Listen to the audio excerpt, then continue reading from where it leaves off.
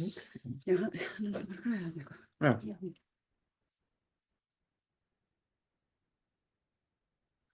Hann er að gera eitthvað hér, sko, þess vegna vorum við ekki byrjuð. Já. Það er eitthvað að gerast hann. Já. Já.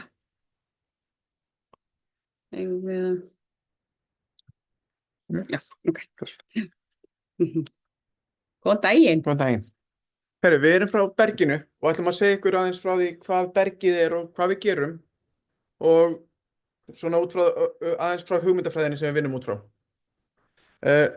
En bergið er einmitt ráðgjöf og stuðningur fyrir ungmenni. Við erum að vinna mest með aldurinn 12 til 25 ára. Við erum skilgreind sem sálfélagslegt úrræði. Hugmyndafræðin sem við vinnum út frá kallast Headspace og hún á Headspace og uppruna sín í Ástralíu. Þetta er umverulega aðferð eða vinnuaðferð sem þróast frá því svona í kringum 2000 fyrir þetta að byrja.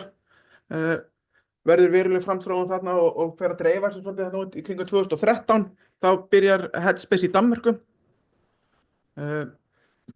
Það sem að Headspace er umverulega að skapa fólki bara svigrúm til þess að hugsa. Að geta deilt hugsunum sínum og tilfinningum annarri mannesku til þess að fá skýrari sín og eigin hugsanir og geta aðeins átta sig betur á því hvað maður er að fara í gegnum.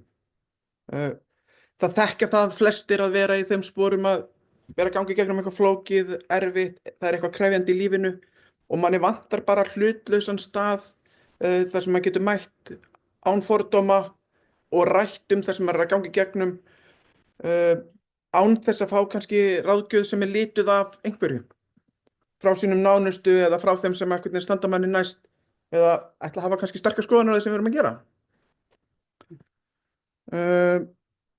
Já, við erum í miklu samstarfi við Danmörku og Ástralíu og erum í svona fagsamstarfi sem sagt. Í Ástralíu er þetta töluvert útbreitt, í Danmörku hefur þetta farið mjög hratt stækkandi, við erum á 33 stöðum, við erum útibúið 33 stöðum í Danmörku. Headspace á Íslandi byrjar í 2019, við erum með starfsstöð í Reykjavík sem hefur verið starfrækt síðan þá. Og síðan opnuðum við hérna á Akureyri núna í vor.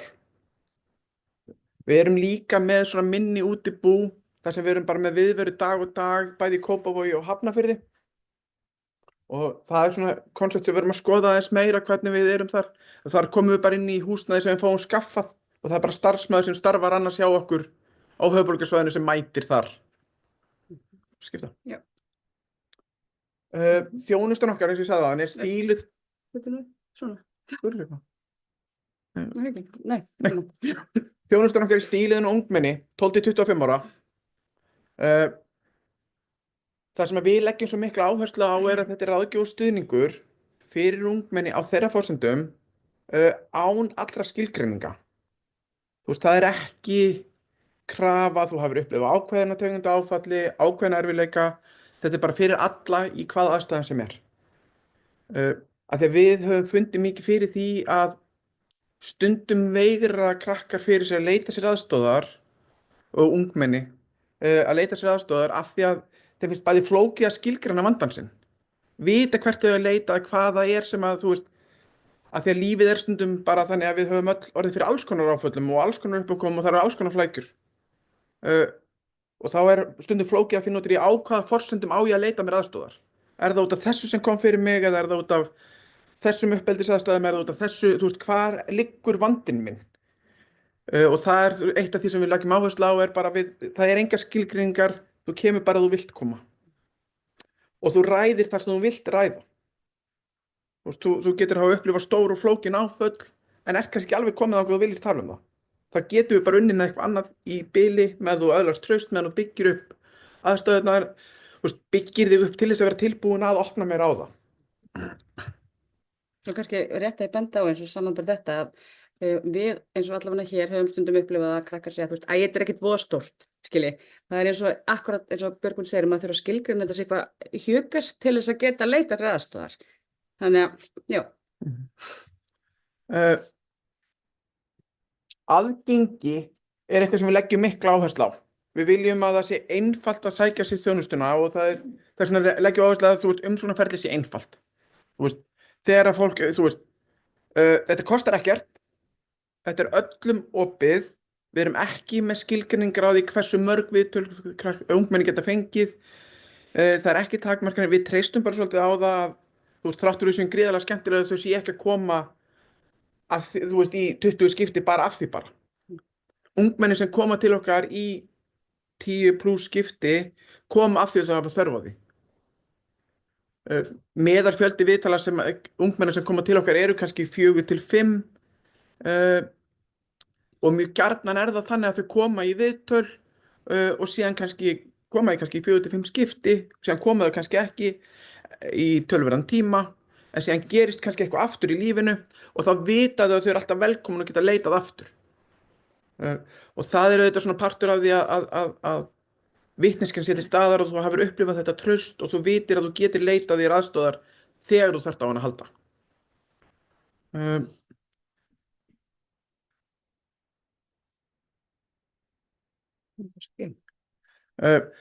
Við reynum að forðast að alla biðlista, eins og þá erum við ekki með biðlista eftir þjónustu, en við erum að þjónusta mjög marga, þannig að það, þú veist, við reynum að halda því biðlistalausu af því að konseptið á bak við þessa lágþröskulda þjónustu er að þú fáir þjónustu þegar þú þarft hana, að þú þurfir ekki að bíða mjög lengi. Þú veist, meðal biðtíminn hjá okkur eru kannski 2 vikur frá því þú sækir og oft snýst það líka að finna tíma þar sem að ungmennin komast og ráðgjafinn getur tekið á móti þeim. Af því að flest ungmennina sem koma til okkar eru bara í mikilli virkni, eru í námi, eru í vinnu og eru bara mjög svona aktív. Vissulega erum við alveg með hóp líka sem er ekki í vinnu eða námi, en svona stóri hópurinn okkar er þeim megin. Og við leggjum svo mikla áherslu að þú veist, þau stjórna ferðinni, þau eru að velja það hvað þau eru að ræðum, þau velja það að koma, þau stjórna því hvað þau eru að tala, hvert þau vilja fara með ráðgjöfina og til þess að þú veist, þau upplifa sig vera að velja þetta.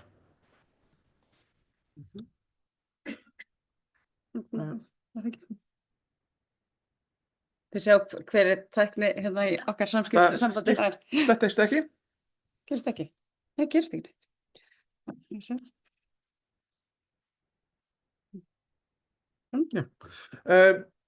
Að komast í þjónustu, einfaldast er bara að sækja þjónustu í gegnum heimasíðun okkar. Heimasíðan er frekar einföld. Þegar þau hafa sótt og farið í gegnum ferli á heimasíðun þá fá þau úthlutað ráðgjafa sem setur sig síðan í samband við þau.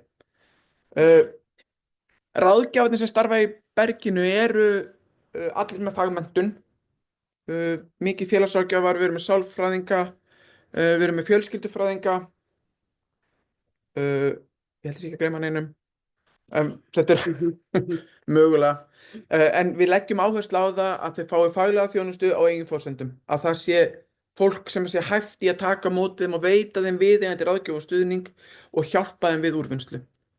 Ef að ungmenni sem koma til okkar þurfa frekari aðstoð heldur en við getum boðið þeim upp á, þá erum við mjög góðu samstarfi við aðrar stofnanir, hvort sem það er geðdeild eða vímuefnaráðgjöf eða barnavernd eða félagsþjónusta.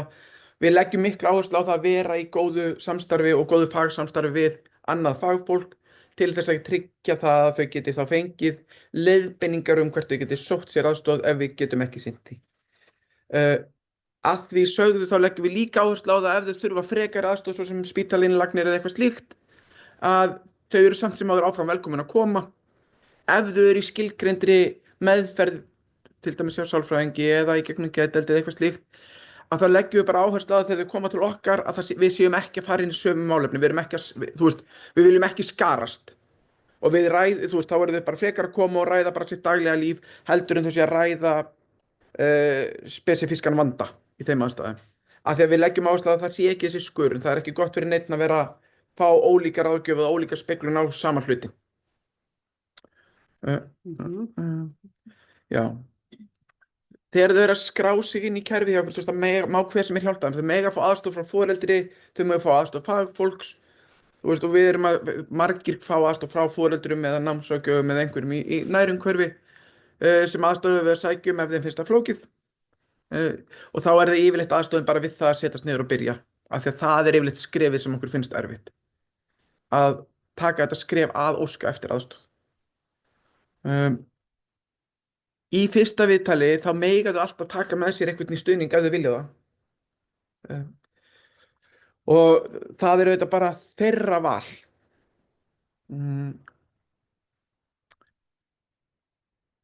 Það er öllum velkomna að koma á staðinn og sjá bara umhverfið, hvert erum við að fara. Þú veist, við leggjum áherslu á þetta sé bara svolítið opið úrræði, fólk getur bara komið og svona kíkt og séð bara ok, langar maður að koma hingað, er þetta eitthvað sem ég treysti mér í, er þetta eitthvað sem ég held að sé mikilvægt fyrir mig, eða er þetta eitthvað sem að gagnist mér.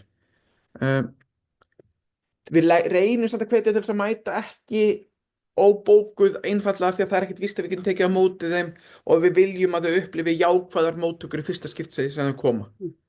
Þannig við hvetjum þau helst til þess að vera búin að hafa samband og undirbúa það, aðalega bara því að það getur verið óþægilegt að mæta og það er enginn sem getur tekið á móti þér eða getur hitt þig. Hverjir koma í bergið? Hópurinn okkar eru þetta bara pínu þverskurður af samfélaginu. Við sjáum það trúlega út af landfræðilegri staðsetningu, þá erum við með dálítið mikið fungerandi hóp. Við erum stödd niðri í miðbæ á Suðurgötu 10. Við erum í svona prime location fyrir sko Háskóla Íslands, Háskóla Reykjavíkur, MR, Kvennó, Hagaskóla. Við erum með svona þessar svona menntastofnanir mjög mikið í nágrenninu, þannig að við erum með sko hlutfallið okkar er stórt úr því umhverfi, þó við séum að fá ungmenni af öllu höfuðborgarsvæðinu til okkar, þá þetta sjáum við það svona að landfræðilega erum við með hátt hlutfall þaðan. Sem að kannski lítar smá þetta, þú veist, þetta háa hlutfall af krökkum í mikilli virkni. Þjónustan okkar hefur vaxið mjög hratt. Við fengum 560 ungmenni inn í þjónustu 2022, 23 voru þeir 680 og 24 voru þeir rúmlega 1000. Þannig við erum að sjá það að þetta er að vaxa hratt og við finnum fyrir mikilli velvild og miklum áhuga á þjónustun okkar. Ungmennin eru mjög mikið að koma, að leita eftir aðstoð og leitast í að fá þetta svona að nýta sér þessa þjónustu á eigin forsendum. Þú veist, það er þeir að koma af því að þau velja það að mæta í þessa þjónustu til þess að fá svona þessa speglun bara á sínar aðstæður. Í dag er það þannig að við erum með 90 til 100 viðtöl á viku á höfuðborgarsvæðinu. Og það fer bara vaxandi. Þú veist, við höfum verið að sjá vikur upp í 120 viðtöl sem eru bara svona ongoing. Meðalaldur þeir sem koma í bergið er í kringum 19 ár. Ennþá er það þannig að hlutfallið er stærra hjá stelpum. Við erum með cirka 70% stelpur og 30% stráka, 29%. Strákahlutfallið hefur samt heldur aukist hjá okkur núna. Og það er alveg svona smá munur á þessum hópum. Strákarnir sem koma til okkar eru aðeins eldri, yfirleitt. Meðalaldurinn er aðeins hærri og þeir eru að koma heldur seinna inn. Það er kannski þeir eru að lýsa meiri vanda eða stærri vanlíðan eða flóknari aðstæðum. Og það er eitthvað sem við sjáum og við erum að reyna og viljum leggja áherslu á að vinna með að reyna að fá þá inn fyrr og að þeir geti leitað sér aðstoðar fyrr. Í dag það var þannig þetta eru tölur frá 23, sko 90% voru á höfuðborgarsvæðinu, 10% á landsbyggðinni, væntanlega hlutfalli fyrir 24, þá er hlutfalli væntanlega hærra á landsbyggðinni eftir við komum hingað, að þetta eru tölur frá því að við vorum bara að þjónusta landsbyggðina í fjarþjónustu, sem við gerum sérst líka. Tæplega helmingur hópsins hefur ekki verið í þjónustu annars staðar. Það er að segja að bergið er þá fyrsta stopp í að leita sér aðstoðar að fá þjónustu. Þau hafa ekki verið inn í öðrum kerfum, ekki barnavernd, ekki félagsþjónustu eða eitthvað slíkt. mm, 13% hafa verið í þjónustu barnaverndar, uh, sem er alveg frekar hátt hlutfall svo sem, en það er, já, við leggjum sér fyrir það ákveðna lista fyrir að koma í upphafi, við skoðum, uh, meðal annars svo notum við ACE, skimunarlista sem er skimunarlisti fyrir áföllum á lífsleiðinni, uh, og það er alveg þannig að þau eru mörg hver með flókna áfallasögu. 40% þeirra sem koma til okkar segjast hafa verið með meira en 4 stig á ACE, sem þýðir umverulega þau hafa orðið fyrir 4 stórum flóknum áföllum á lífsleiðinni. Sem getur svo haft áhrif á framvinduna þegar, já. ACE rannsóknir byggja umverulega á langtíma áhrifum af áföllum. Þú veist, hvaða þýðir það fyrir mig að verða fyrir áfalli og hvað áhrif hefur það á framtíð mína. Þú veist, og það sem við erum að skoða er umverulega, ástæðan fyrir við skimum fyrir þessu, eða rannsóknir benda til þess að krakkar sem verða fyrir flóknum áföllum, þau eru líklegir til þess að þróa með sér andlega og líkamlega sjúkdóma og lenda í félagslegum vandræðum, fái þau ekki viðeigandi aðstoð.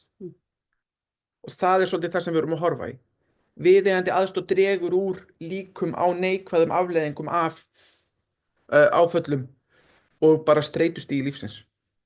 Og kannski rétt að bæta við að það má sem sagt áætla að sérst með 4 stig eða fleiri og þú leitar þér ekki aðstoðar, þá ertu sem sagt 1220% líklegri til þess að sem sagt taka í líf, nota eiturlyf, já 460% meira líklega til þess að hafa gleymt við þunglynd og kvíða og 390% sem sagt líklegri til þess að hafa lungna vesen, þú veist, já, sem er náttúrulega, þetta er rosa háatölur og þá erum við að tala um 4 eða fleiri.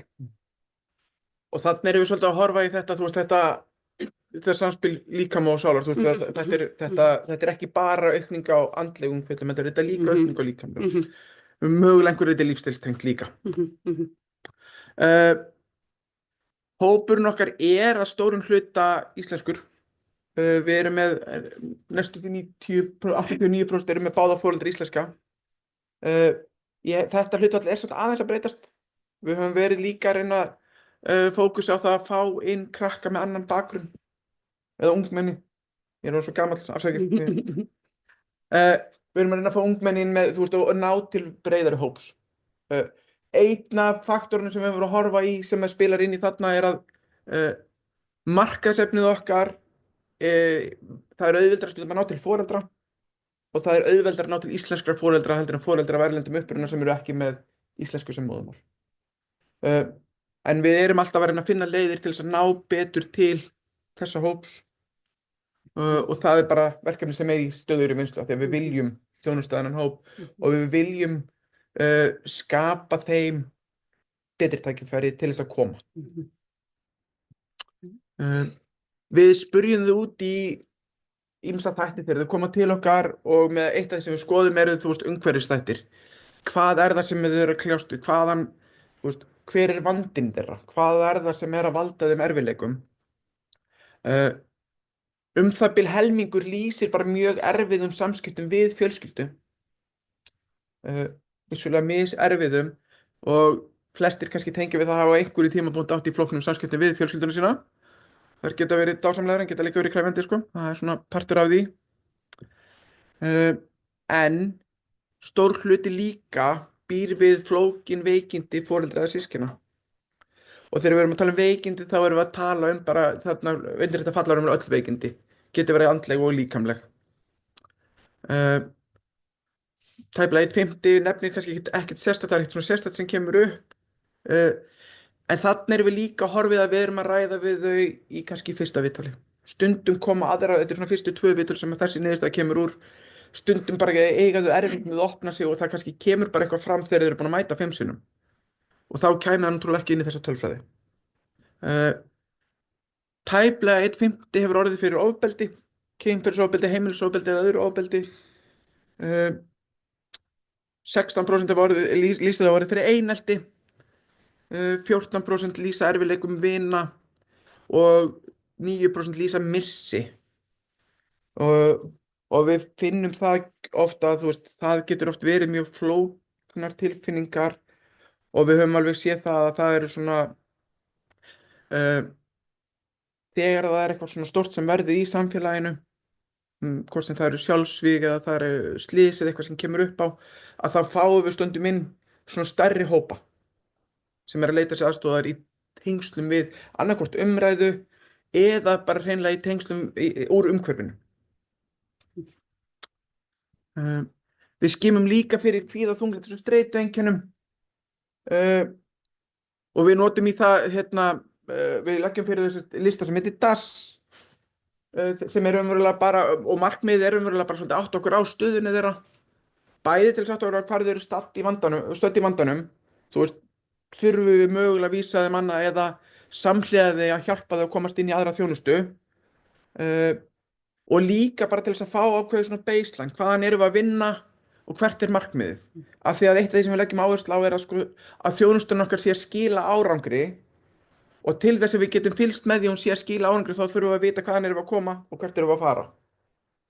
Þú veist, og það sem við leggjum áherslu á er umverulega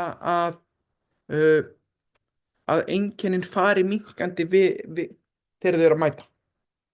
Við sjáum samt sem áður, stundum sjáum við að ákveðin einkenni hækka í fyrstu viðtölum sem er líka kannski bara svona partur af því þegar þú fer að hreyfa við einhverju. Þegar þú fer að opna á eitthvað sem þú ert búin að þjappa mjög vel niður og ferð að ræða það, að það veldur það vanlíðan og það hrærir upp, en langtíma markmiðið er að sjá það fara niður.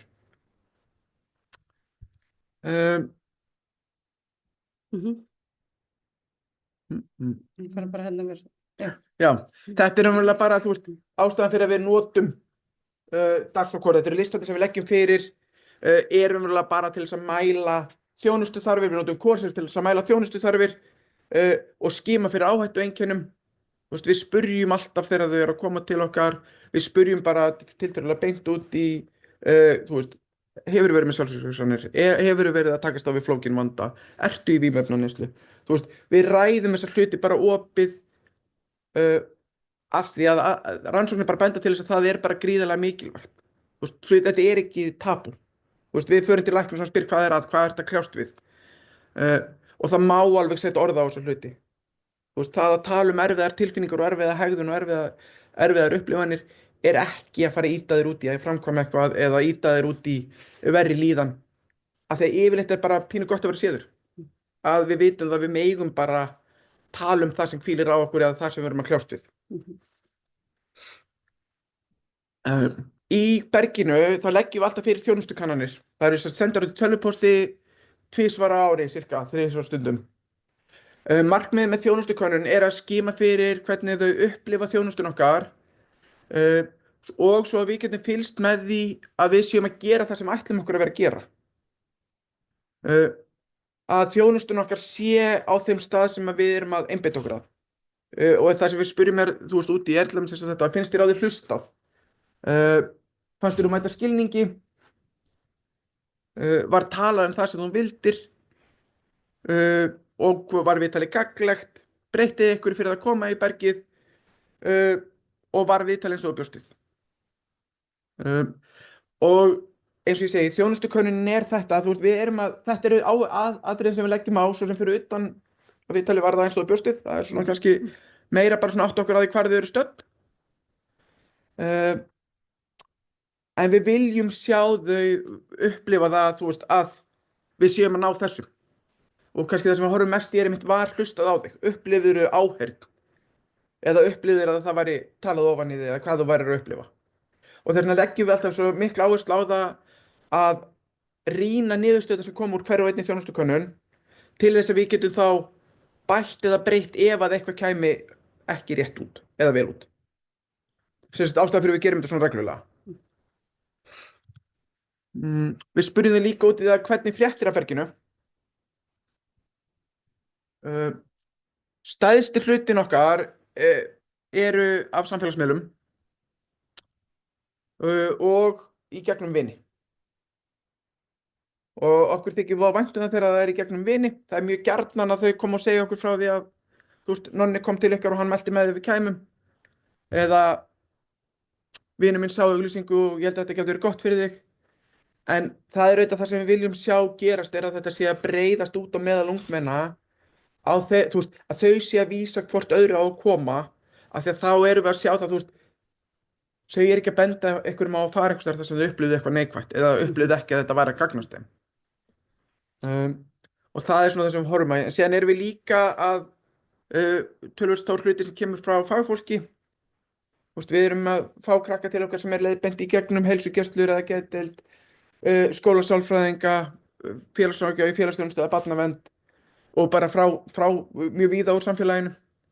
Við erum líka að sjá tölvöld mikið að krökkum koma til okkar eftir ungu fólki í gegnum leiðbeiningar frá foreldrum af því að og sem við viljum líka sjá.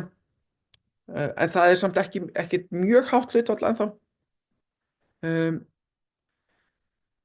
Foreldrarnir eru þetta kannski svona oft þessi tengiliður, við segjum það nú stundum, við notum samfélagsmiðla til þess að ná til fólks. Við notum Facebook fyrir foreldrarna og Instagram og aðra samfélagsmiðla fyrir ungmenni. Og það er oft svona, þú veist, á tímabili vorum við með sterkari hóp í foreldrum, það var stærra hlutfall. Og einfaldlega þegar við vorum bara með meiri kontakta í þann hóp. Já. Einmitt. Hér er sérst fagfólk Bergsins. Eins og ég sagði áðan, flestir félagsráðgjafar,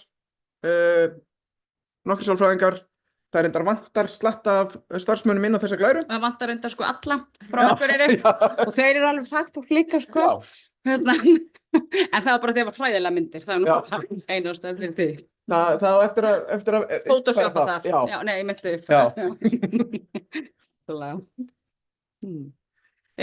Sko, já, ég tala aldrei svona lítið, bara svo því sem ég hafi til haga og bara, ég hugsa að hann hafi aldrei fengið svona, ég hafi bara ekki stoppað, bara eitthvað 2 eða 4, eitthvað svona, bara mjög lítið.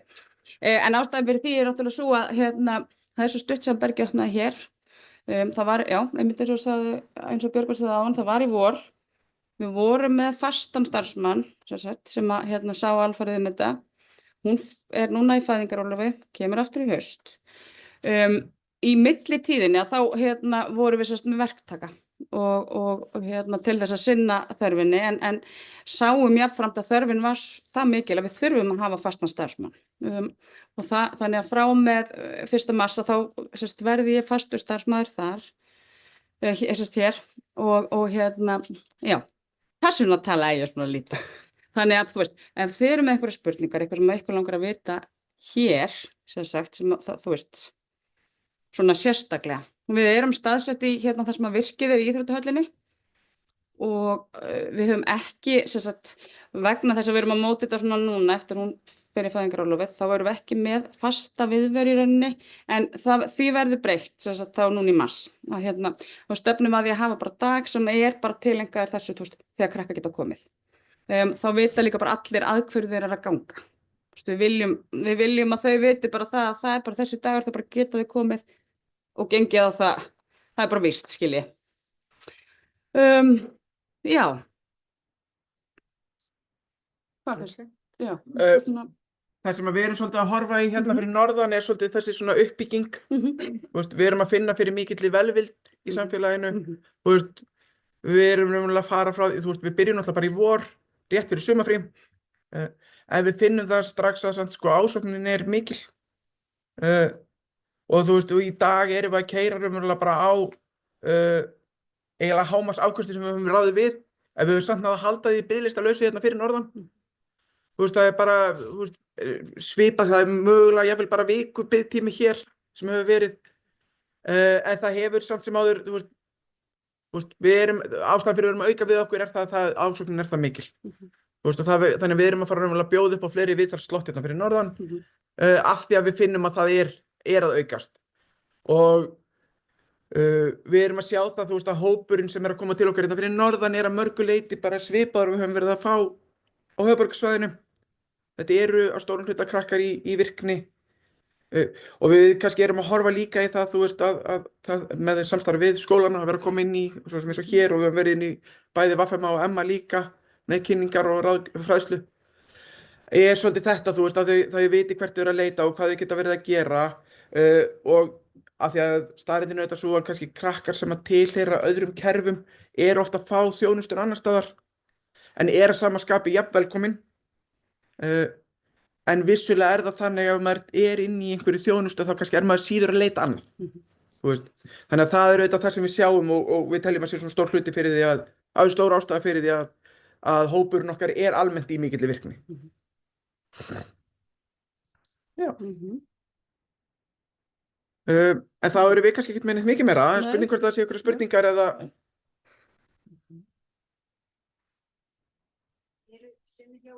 Hérna, má ég láta hafa bara svo heyrist betur? Ég get nú allavega gert eitthvað í. Já, setja. Gott sjá. Já. Þetta er svo að heyrist betur á streyminu. Það er alveg snett. Eru sumir sérst hjá sálfræðingum og koma líka til ykkar eða Sko, við erum alveg með ungmenni sem er að koma til okkar sem eru þá mögulega í svona sérhæfðari meðferð annars staðar. Þú veist, eru mögulega í sérhæfðari kvíðameðferð eða áfallameðferð eða einhverju slíku og eru líka að koma. En við leggjum, eins og ég sagði áðan, alltaf áherslu á það, þú veist, við viljum ekki hafa skörun. Þar af leiðandi, sko, þú veist, þá erum við bara svolítið, ok, hvernig gengur meðferðin? Við erum ekki að koma með tillögur, við erum ekki að fara inn í að veita ráðgjöf varðandi líðan eða hegðun tengdu því. Þú veist, þá erum við meira bara að taka á móti þetta, vera til staðar og leyfa þeim að tjá sig og hlusta heldur en að vera eitthvað annars staðar.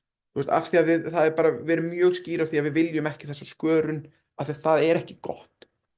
Það er það versta sem við gerum fólki sem er að leita sér meðferðar er að vera með að gefa tvöföld skilaboð eða vera að hræra í þeim eða veita þeim einhverjar já, það er bara ekki gagnlegt. en ekki samt líka mikið af ungmennum sem að í raun og veru kannski bara ekki tengt tilfinningu sínum og kannski bara líður illa en veit ekki eins og út af hverjum líður illa. Jú, algjörlega. Og þú veist, og það er alveg stór hópur sem við erum að fá. Þú veist, þau eru einhvern veginn líka átta svo oft ekkert alveg á því og eins og ég sagði að þú veist, við erum kannski með 20% sem átta sig ekki á að það sé einhver vandi í umhverfinu fyrir þau fara að ræða það. Já, þau eru alveg upp í þessu og þetta er kannski Já. orðnið fyrir þeim. Já. Já. En síðan erum við líka bara ofta að sjá, sko, þú veist, ég meina við erum alltaf líka bara að fá krakka í þessum svona lífskrísum sem að fylgja lífinu. Þú veist, við erum mikið að fá kannski bara krakka í ástarsorg.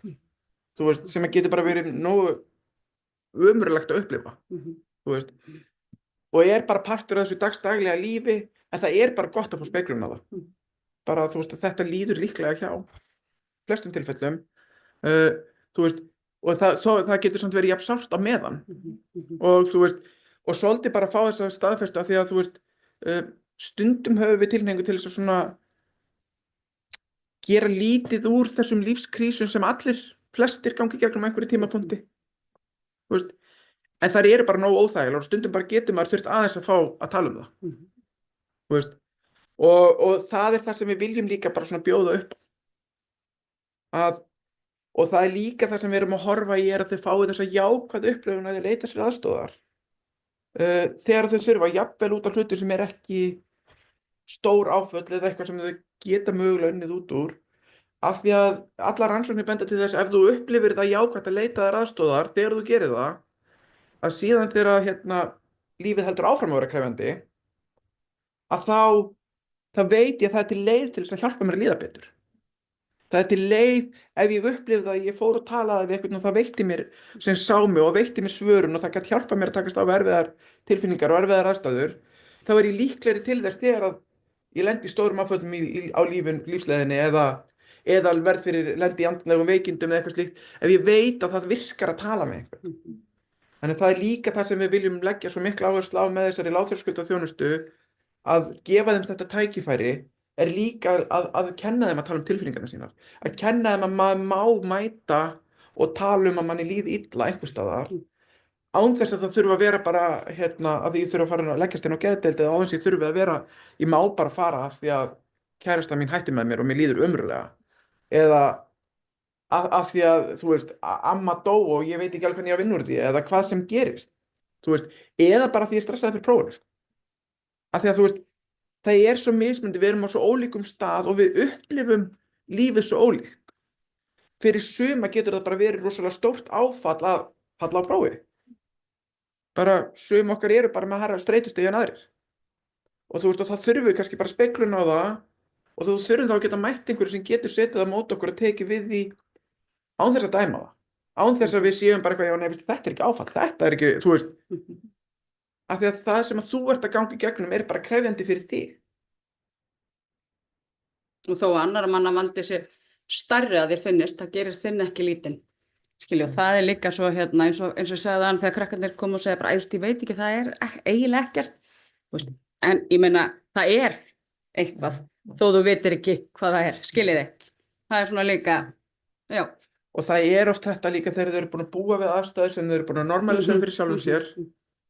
Þú veist, eins og við komum inn á sko helmingur hópsins okkar að lýsa andlegum og líkamlegum veikindum foreldra eða systkina.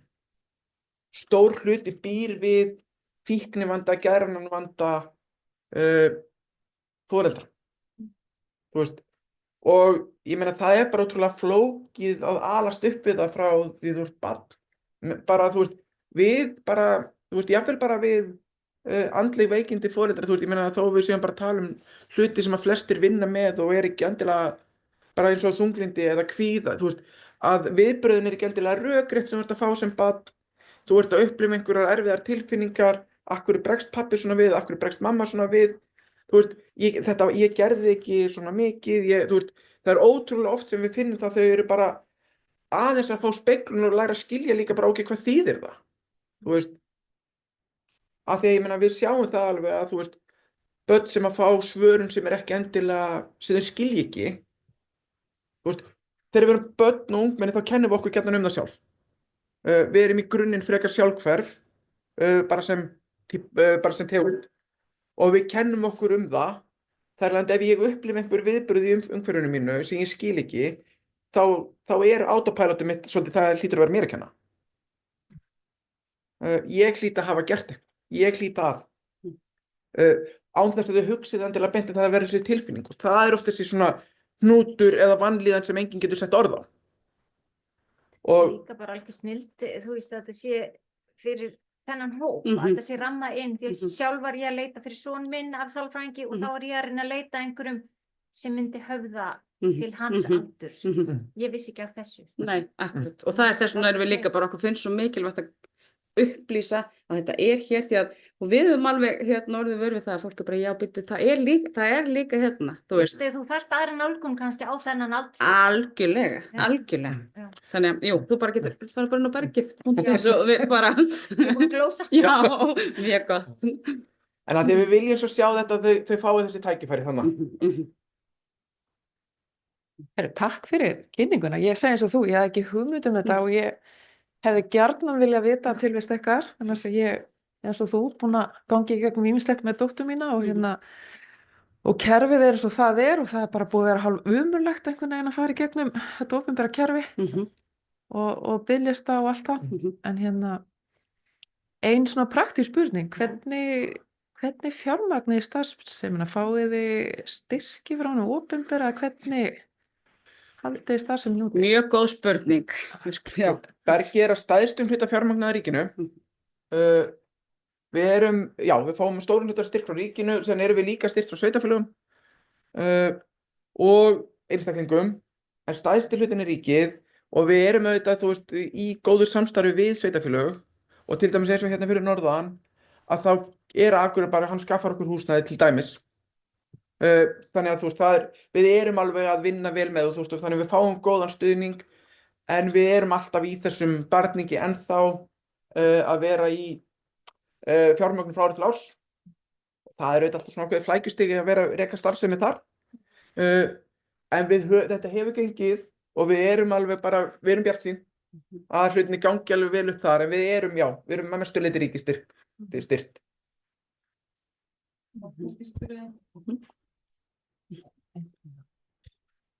Sæl, takk kærlega fyrir kynninguna. Það sem ég var bara að velta fyrir mér af því að þeir eru með bergið.is og þetta þessi viti, þú veist, ef það eru ungmenni hér sem á Akureyri sem hafa áhuga að nálgast ykkur, er þá leiðin í gegnum heimasíðuna eða á að mæta þarna í höllina? Nei, það er þá bara í gegnum heimasíðun Það er heimasíðan. Já, og hún er hérna, það er svo frábært, hún er svo, má ég segja idiot proof eða má ég ekki segja idiot proof? Ég er bara einföld og aðgengileg. Það var það sem ég var að leita, Já. af því að eins og bara fyrir mig, skilur, við vitum það bara alltaf þegar það er ekki aðgengilegt að þá einhvern veginn, maður bakkar, það þarf stundum ekki meira. Og það er það sem er óbúslega gott við hana, hún er mjög aðgengileg og það kemur alveg fram, þú bara skrifar hérna sóttum á Akureyri og svo höfum við samband. Frábært, takk fyrir. Auðveld og aðgengileg, ég ætla að nota þetta orð. Einföld og aðgengileg. Ég, mér langar að bæta við spurningu. Ég var eiginlega bara að hissa á hversu hátt kynjahlutfallið var fyrir stelpur og það var alveg 70-30 og þú nefndir að væri eitthvað búið að breytast. En ég er bara forvitin að vita af hverju haldið að sé svona rosalega mikill munur. Sko við sjáum það að sko, þú veist, við erum auðvitað með samfélagslegan mun. Stelpur eiga almennt auðveldara með að tala um tilfinningar sínar. Þær eru opnari og stelpur eru líka líklegri til þess að leita sér aðstoðar vegna andlegra vanlíðanar bara almennt. Þú veist, strákar eru í miklu minni hluta að leita til, miklu algengara að stelpur leita til sálfræðings eða leita sér aðstoðar heldur en stelpur. Það er að við erum að horfa á líka bara úrræðir sem eru í boði, þá eru þau, þú veist, fagfólk sem að vinnur með fólki er almennt konur. Við erum ekkert rosalega margir strákar sem að vinnum í þessum geira, til dæmis. Vissulega eru sálfræðingar sem með aðeins betra hlutfall en flestir aðrar fagstéttir, en við erum samt að, þú veist, það er alveg eitt af því sem við erum að horfa í. Og það er alveg eitt af því sem við erum verið að reyna að gera líka er að hafa blöndun í ráðgjafahópnum okkar. Við erum með eitt strák í viðbót í vinnu núna sem er ekki á mynd, nei. En þú veist, við sjáum þetta, strákar eiga oft erfiðara með að opna sig, þeir eiga erfiðara með að byrja að taka þetta skref. En það er annað sem við erum að skoða núna, eins og ég sagði að strákarnir okkar eru oft með stærri vanda og flóknari sögu og eru aðeins eldri. Stór hluti strákarnir okkar eru samt líka að koma oftar. Þannig að þeir eru kannski að nýta sér þjónustuna heldur lengur. Þannig að sko, ég hugsa strákar eigi aðeins hærra hlutfall en 30% af veittum viðtölum. Þannig að við erum svona, en við erum auðvitað alltaf að reyna að stækka þennan hóp og við erum að reyna að fara fram hjá þessum svona, þú veist, við erum ennþá að takast á þessar svona samfélagslegu ímyndir að þú eigir ekki að þurfa. Að strákar eigi ekki að þurfa að líða illa. Þeir eigi bara að halda áfram, þetta eigi ekki að vera svona. Og þú veist, og kannski sérstaklega gagnvart þessum vandar sem þeir geta ekki skilgreint. Þú veist, það er auðveldara að mæta í viðtali ef ég veit bara mér líður illa af því að þetta gerðist. En þegar þú ert bara með krónískan kvíðahnút í maganum og þú skilur ekki alveg af hverju og þú veist ekki af hverju þú ert alltaf að efast sjálfa þig og þú veist ekki af hverju þú ert staddur einhvers staðar, þá eiga þið bara svo oft erfitt með að setja orð á þetta. Dutt útgáfan svörum. Ef þið viljið fá lengri, þá bara réttið fram. Já, við... Hvað kastast til? Kannski er þetta ekki eitthvað beint sem þið getið svarað, ég bara spáði að því að oft er þetta náttúrulega þannig að þú veist, fólk sem er kannski búið að vera í vanlíðan eða erfiðum aðstæðum í kannski lengri tíma, að oft er eitt af því sem er bara mikið skaddað er sjálfstraustið og bara þetta að stíga fram og bara að kunna að umgangast aðra. Og ég var bara að spáði hvort það væri hjá ykkur eða hugsaðlega einhvers staðar annars staðar, einhvers konar í rauninni það sem er hreinlega eins og bara námskeið með ungu fólki, krökkum ungu fólki, það sem er verið að bara, þú veist, nánast kenna þeim eða sjálfstyrkingar námskeið, kenna þeim að hafa trú á sjálfum sér og treysta sjálfum sér, af því að það er ofta þessum grunnur sem bara hreinlega er ekki til staðar. Er eitthvað svoleiðis til? Já, hafa rétt á tilfinningum sín. Það er síður Algjörlega. eðlilegt að vera alls konar. Og það má. Það er vissulega stór hluti af því sem við erum að gera í viðtölum, er að vinna með sjálfsmyndina, að hjálpa þeim svolítið að takast á við og svona komast út úr því að vera alltaf að réttlæta sjálfsig og réttlæta tilveru sína. Af því að, eins og ég sagði, við erum alltaf í þessum efast um okkur sjálf Þannig að við erum mikið að því. Við höfum ekki verið með námskeið sem snúa að sjálfsmynd per se. Við erum svo sem alltaf að skoða hópastarfið okkar. Þú veist, við höfum verið að gera tilraunir með að keyra námskeið sem hafa snúið að tilfinningastjórn. Og það er auðvitað eitthvað sem er bara svona í ongoing vinnslu, en við erum alltaf að skoða skilur hvað við erum með vinna með, en vissulega er þessi vinna með sjálfsmyndina og sjálfsímynd stór partur af því sem við gerum í viðtölum. En hafið þið eitthvað farið inn í fjölbrautaskólana eða menntaskólana bara að kynna starfsemina og leyfa fólki eða ungmennum að vita af þessari þjónustu? Já. Það er auðvitað, við höfum mikið verið að vinna í kynningarstarfi. Við höfum bara mikið farið inn í skólana. Staðan hefur vissulega verið þannig að sko, akkurat núna þá höfum við verið með kynningarstarfina fyrir norðan. Við höfum minna verið í því fyrir sunnan, einfaldlega af því að við erum ennþá að reyna að tryggja fjármagn, af því að það fagfólk sem við erum með í vinnu er bara dálítið mikið bókað og við erum að reyna að skapa plattform til þess að við getum tekið á móti fleirum.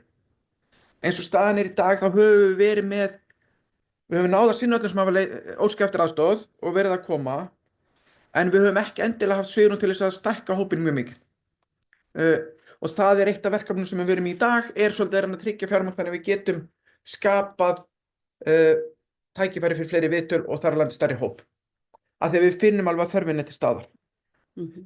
En vissulega því meira sem við kynnum því fleiri koma og þar af leiðandi þurfum við að hafa fleiri pláss fyrir viðtöl, af því að við erum alltaf að horfa í það sé sem skemmst bið eftir óskar eftir aðstoð. En að samaskapi erum við sko nýtingin á fjármagninu okkar snýra því að við, starfsfólkið sem er að vinna í berginu, það er eins mikið eingöngu að veita viðtöl og hægt er. Við leggjum áherslu að vinnan okkar fer ekki í nema mjög litlu leyti í aðra þætti. Til þess að nýta fjármagninu sem best. Af því að við höfum gríðarlega trú á því að það að þau fá að koma og fái það sem þau þurfa sé það sem það er það sem við viljum vera að gera. Þannig að yfirbygging og utanumhald er eins lítil og við mögulega getum. Það er hérna spurning sem kom í gegnum streymið. Sæl ungmenni sem leita til ykkar af erlendum uppruna og tungumálaörðuleika, þurfið þið sérstaklega að greiða fyrir þá túlkaþjónustu eða er ríki eða sveitarfélög að skaffa ykkur þá þjónustu að kostnaðarlausu? Túlkaþjónusta hefur verið greidd oftast af berginu. Við höfum ekki fengið það niðurgreitt, en vissulega eins og aðrar samstarfsstofnanir, ef að þau falla undir einhver önnur ákvæði, þá er það greitt. Ég hreinlega ekki alveg viss með skilyrðin sem er á bak við það, en það er ákveðin auðvitað hópur bæði eftir, það er einhver árafjöldi eftir þú flytur til landsins og ef þú ert með stöðu flóttamanns eða eitthvað slíkt, þá færðu þetta niðurgreitt, en ef þú kemur bara á eigin vegum án alls þá höfum við greitt fyrir það. Og við höfum í einhverju tilfellu bæði fengið túlk á staðinn og síðan höfum við stundum notast við lengvitslæn. Samt ekki mjög útbreitt að við þurfum túlkaþjónustu af því að stór hluti ungmennina af erlendum uppruna sem hafa komið eru enskumælandi. Og við höfum getað bjargað okkur á því. En vissulega höfum við samt, eins og sé, tekið á móti börnum og ungmennum sem hafa ekki verið þar. Hvað eru fleiri pælingar?